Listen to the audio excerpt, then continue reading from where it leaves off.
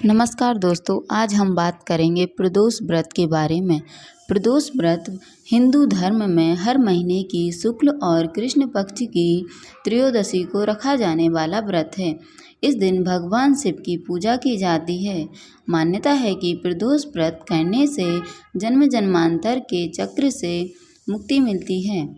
हिंदू धर्म के अनुसार प्रदोष व्रत कलयुग में अति मंगलकारी और शिव कृपा प्रदान करने वाला होता है।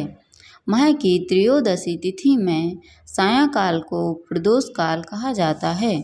मान्यता है कि प्रदोष के समय महादेव कैलाश पर्वत के रजत भवन में इस समय नृत्य करते हैं और देवता उनके गुणों का स्तवन करते हैं। प्रदोष व्रत करने का महत्व बहुत ही फलदायक होता है। प्रदोष व्रत भगवान शिव की पूजा के लिए समर्पित है। इस व्रत को करने से भगवान शिव और माता पार्वती की कृपा मिलती है। प्रदोष व्रत करने से व्यक्ति के सभी पाप धुल जाते हैं और उन्हें शिव धाम की प्राप्ति होती है। प्रदोष व्रत करने से व्यक्ति के संकट दूर होते हैं, दुख कष्ट और पाप का नाश होता है। व्यक्ति को संतान प्राप्ति का आशीर्वाद भी प्राप्त होता है।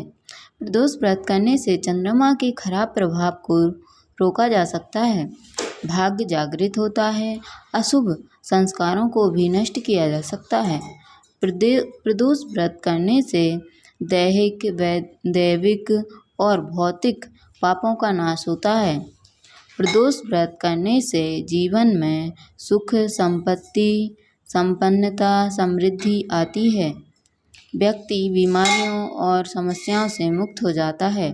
प्रदोष व्रत करने से व्यक्ति की सभी इच्छाएं पूर्ण हो जाती हैं। प्रदोष व्रत की विधि बहुत ही सरल है। प्रदोष व्रत के दिन सुबह जल्दी उठकर स्नान करें। स्नान करने के बाद सूर्योदय से पहले उगते सूर्य को अर्घ्य देकर व्रत का संकल्प लें। पूजा स्थल को साफ करके रंगोली बनाएं।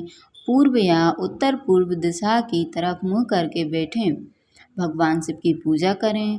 भगवान शिव का पंचामृत, गंगाजल, दूध, दही, शहद से अभिषेक करें। भगवान शिव को बेलपत्र, धतूरा, फूल, भांग, अक्षत अर्पित करें। शिव चालीसा, शिव तांडव स्तोत्र का पाठ करें। प्रदोष व्रत की कथा सुनें। भगवान शिव और माता पार्वती की आरती करें। भगवान को फल और मिठाइयों का भोग लगाएं।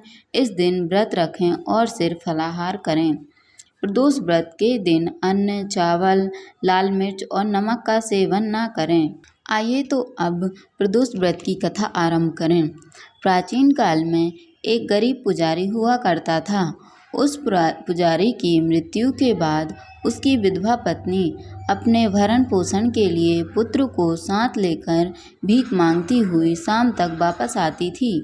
एक दिन उसकी मुलाकात विदर्भ देश के राजकुमार से हुई, जो कि अपने पिता की मृत्यु के बाद दर दर भटकने लगा था। उसकी यह हालत पुजारी की पत्नी से देखी नहीं गई। वह उस राजकुमार को अपने साथ अपने घर ले आई और पुत्र जैसा रखने लगी। एक दिन पुजारी की पत्नी अपने साथ दोनों पुत्रों को सांडिल्य ऋषि के आश्रम ले गई। वहाँ उसने ऋषि से शिव जी के प्रदोष व्रत की कथा एवं विधि सुनी तथा घर जाकर अब वह भी प्रदोष व्रत करने लगी। एक बार दोनों बालक वन में घूम रहे थे। उनमें से पुजारी का बेटा तो घर लौट आया, परंतु राजकुमार वन में ही रह गया। उस राजकुमार ने गंधर्व कन्याओं को क्रीड़ा करते हुए देखा तो उनसे बात करने लगा। उस कन्या का नाम अंशुमति था। उस दिन वह राजकुमार घर देरी से लौटा। राजकुमार दूसरे दिन फिर से उसी जगह पहुंचा जहां अंशुमति अपने माता पिता से बात कर रही थी। तभी अंशुमति के माता पिता ने उस राजकुमार को पहचान लिया तथा उससे कहा कि आप तो विदर्भ नगर के राजकुमार हो ना, आपका नाम धर्मगुप्त है। अंशुमति के माता पिता को वह राजकुमार पसंद आया और उन्होंने कहा कि शिवजी की कृपा से हम अपनी पुत्री का विवाह आपसे करना चाहते हैं। क्या आप इस विवाह के लिए तैयार हैं? राजकुमार ने अपनी स्वीकृति दे दी तो उन दोनों का विवाह संपन्न हुआ। बाद में राजकुमार ने गंधर्व की विशाल सेना के साथ विदर्भ पर हमला किया और घमासान युद्ध कर विजय प्राप्त की तथा पत्नी के साथ राज्य करने लगा। वहाँ उस महल में वह पुजारी की पत्नी और पुत्र को आदर के साथ ले आया तथा साथ रखने लगा। पुजारी की पत्नी तथा पुत्र के सभी दुख व दरिद्रता दूर हो गई और वे सुख से अपना जीवन व्यतीत करने लगे। एक दिन अंशुमति ने राजकुमार से इन सभी बातों के पीछे का कारण और रहस्य पूछा। तब राजकुमार ने अंशुमति को अपने जीवन की पूरी बात बताई और साथ ही प्रदोष व्रत का महत्व और व्रत से प्राप्त फल से भी अवगत कराया।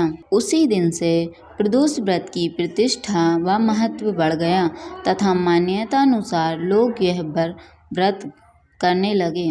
कई जगहों पर अपनी श्रद्धा के अनुसार स्त्री पुरुष दोनों ही यह व्रत करते हैं। इस व्रत को करने से मनुष्य के सभी कष्ट और पाप नष्ट होते हैं एवं मनुष्य को अभीष्ट की प्राप्ति होती है। दोस्तों, ऐसी ही और वीडियो सबसे पहले देखने के लिए हमारे चैनल को सब्सक्राइब और वीडियो को लाइक ज़रूर करें और कमेंट में हर हर महादेव ज़रूर लिखें।